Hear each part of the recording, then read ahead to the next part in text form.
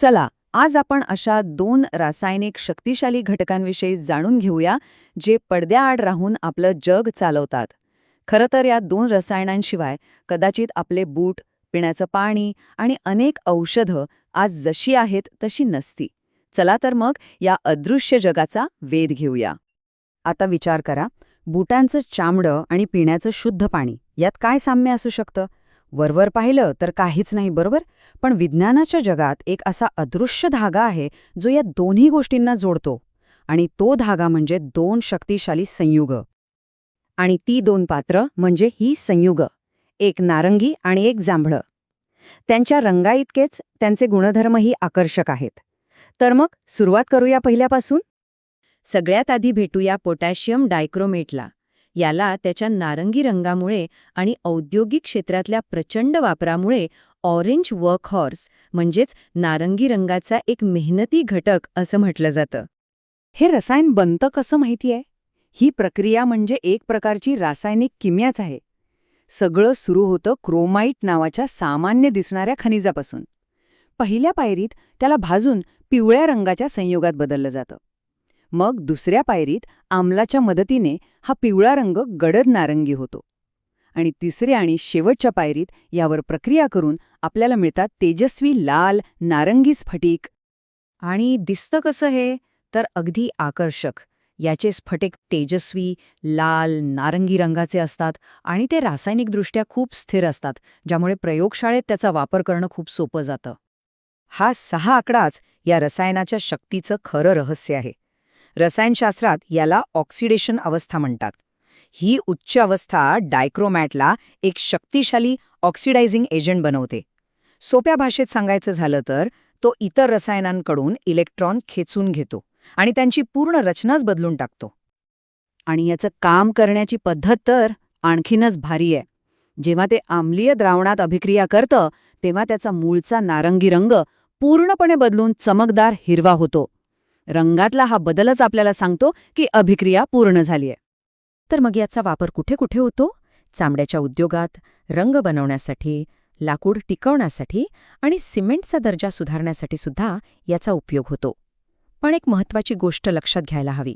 हे संयोग अत्यंत विषारी आणि कर्करोगजन्य आहे, त्यामुळे याचा वापर खूप काळजीपूर्वक करावा लागतो. चला आता भेटूया आपल्या दुसऱ्या पात्राला, पोटॅशियम परमॅंगनेट.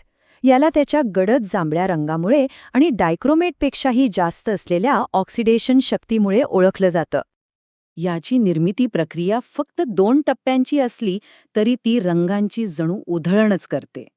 मॅंगनीज डायऑक्साईड या खनिजाला तापवून आधी गडद हिरव्या रंगाचं संयोग बनवतात आणि मग एका रासायनिक प्रक्रियेने या हिरव्या रंगाचं रूपांतर होतं तेजस्वी, गडद जांभळ्या रंगात. हा बदल खरंच थक्क करणारा आहे. याचा रंग तर कोणीही विसरू शकत नाही.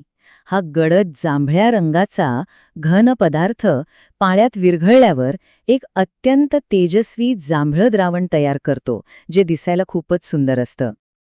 आणि हा आकडाच याच्या प्रचंड शक्तीचं रहस्य आहे, +7.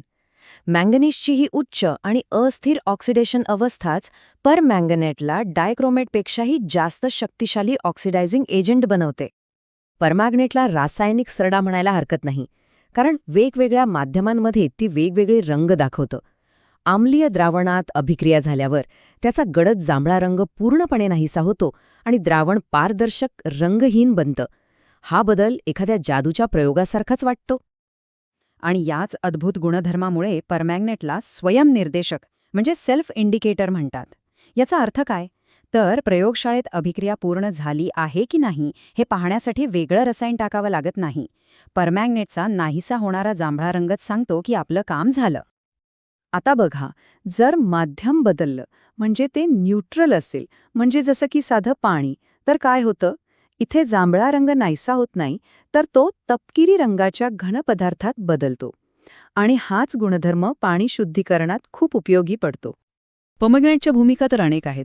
पिण्याचं पाणी शुद्ध करण्यापासून ते त्वचेच्या संसर्गावर औषध म्हणून, तसंच सेंद्रिय रसायनशास्त्रात आणि कापड उद्योगातही याचा मोठ्या प्रमाणावर वापर होतो.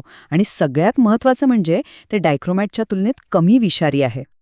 चला तर मग आता वेळ आली आहे या दोन्ही रासायनिक योद्ध्यांना समोरासमोर आणण्याची आणि त्यांच्यात नेमके काय फरक आहेत हे पाहण्याची.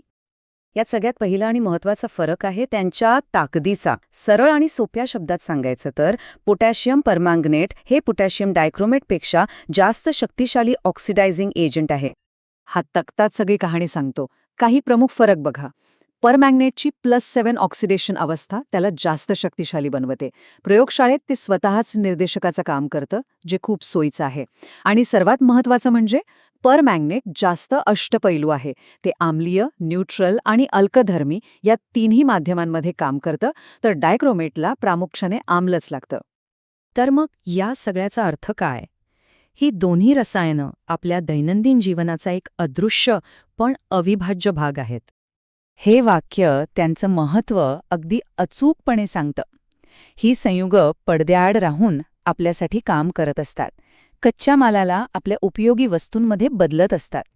चामड्याच्या वस्तू बनवणारा नारंगी डायक्रोमेट असो किंवा आपलं पाणी सुरक्षित करणारा जांभळा परमॅग्नेट, ही दोन्ही रसायनं आपल्या आधुनिक जीवनाचा पाया आहेत, जरी ते आपल्याला थेट दिसत नसली तरी. आणि शेवटी एक विचार करायला लावणारा प्रश्न.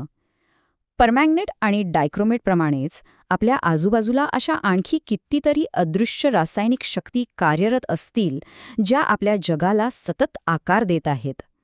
विचार करण्यासारखी गोष्ट आहे, नाही का?